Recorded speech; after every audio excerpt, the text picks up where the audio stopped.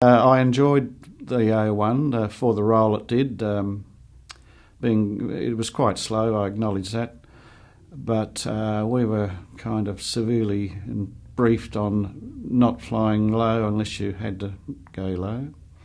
So generally, most operations were about 15,000 or 1,500 feet, I'd say, and after a rocket firing past, you might end up close to 1,000. But we were told if you stay up there, you're very unlikely to get hit, which turned out to be so with me, of course.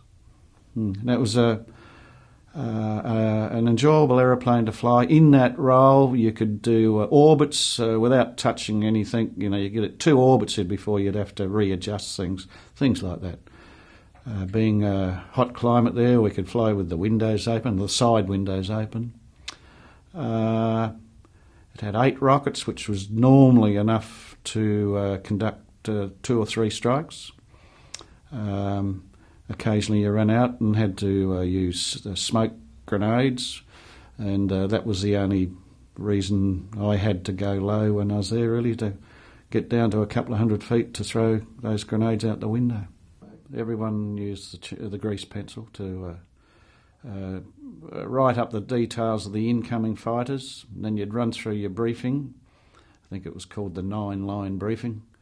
And then at the end of the strike, you'd fly around and do the best you could to determine what damage had been done. Record that on the window, and then you'd read that back to the guys.